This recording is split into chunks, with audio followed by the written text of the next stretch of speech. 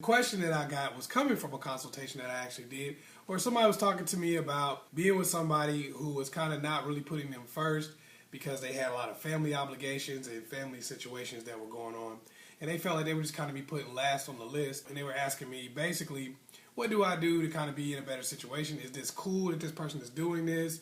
I mean, what should I be expecting? Well, a lot of times, what we don't realize is when we first meet somebody, they have people in their family, people that they care about and things of that nature, and they are really stuck to those people because those people have probably been with them their entire lives. If you're dealing with somebody who doesn't care about their family, then you're really not going to be able to expect them to care too much about you. Because think about it, if I don't care about my mother who gave birth to me, there's nothing you can really do to top that. You know, if I don't care about my dad who's giving me life also and taking care of me as I've been growing up, what can you really do to top that? If I don't care about my brothers and sisters who I've been around my entire life, you know, what can you really do to top what they've done over the years? So if that's the case, to deal with somebody who's going to have some level of loyalty, that means you're probably going to have to deal with somebody who puts their family in pretty high regard. So that's something you've got to think about going into the situation. Now, if you do want to be number one in their life, that means that you're going to have to earn it. And here are steps to becoming number one in someone's life. Number one is you have to decide whether or not you want the responsibility and understand what goes into that. Are you up for the challenge? Are you up for the responsibility? Do you just want to be number one because it feels good to be number one? Or do you actually want to earn that spot and actually want to be an asset to that person and it makes sense for you to be number one? Asking yourself this question, look, if this person lost their job, would I help them out? Would I take care of them for a little while they got on their feet? If their mom would do that and you wouldn't, then why should you be number one in their life? That's not really realistic. If they were sick, would you really take care of them? Well, if their mom and dad would take care of them and you wouldn't, then you shouldn't be number one in their life. That'd be stupid.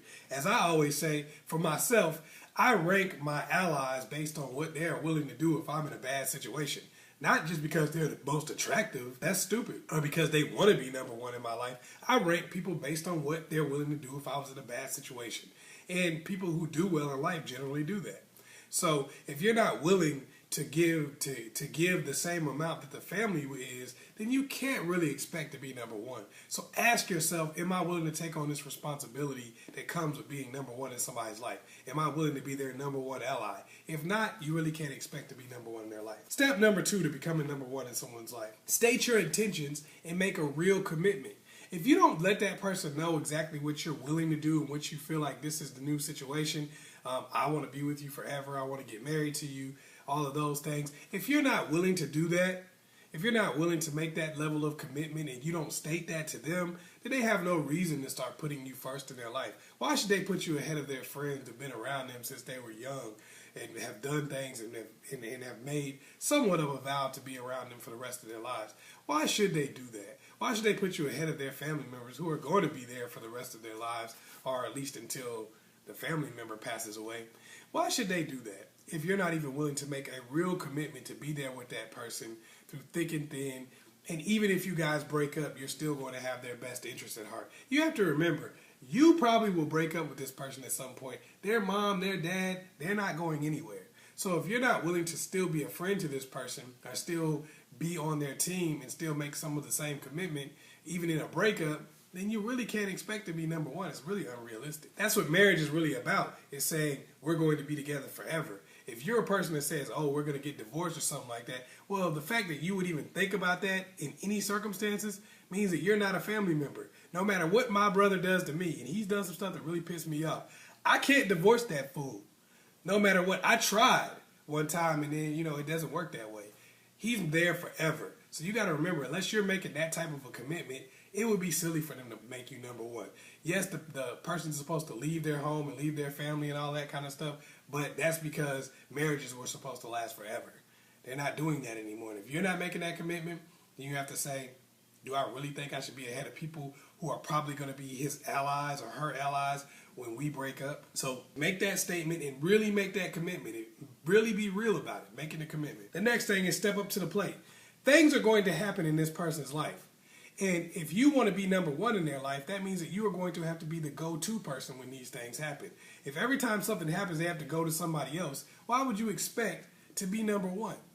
if every time something goes on, they have to go to somebody else, they have to talk to someone else about their problems because they can't talk to you. They have to get help from somebody else because you won't help them. They have to, someone else has to be their ally in their knight in shining armor whenever they need it because you won't help them. Somebody smacks your girl in the subway and they got to call their brothers, and you're like, well, why do you treat your brothers better than me? Well, my brothers help me when something happens. You don't. Or if your man is going through some stuff where at his job or something like that and you ain't really down for him, what do you expect? He has to call his mama or he has to call his sisters or somebody like that to help him out. So you're not really being that number one asset. So you can't really say, hey, stop having your family all in your life like this when they have to be whenever he needs them, because they know he can't turn to you, or she can't turn to you whenever she's going through something. So you got to step up to the plate if you want to be number one. Let them know that you want to be first and will accept no less and give no less. Now, what that means is you have to tell them, after you've done the things that you know you should be doing, and you say, I've earned the right to be first. I know I deserve to be first now. Then you have to let them know that you want that and you will accept no less. But you also have to let them know that you're not going to give any less. You can't be like, I'm number one in your life, and then whenever something happens in your family, you just put them right ahead of them. Because if you do that, then you got to understand you guys are on two different teams. You got to get on the same team, and you both have to agree to that, and you both have to stick with it. So make sure that you let them know that I want to be number one, and you're going to be number one in my life. And you show them that on a regular basis, not just with words, but with your actions and how you treat a situation when things do come up. Because otherwise, they will go back to who they normally depend on.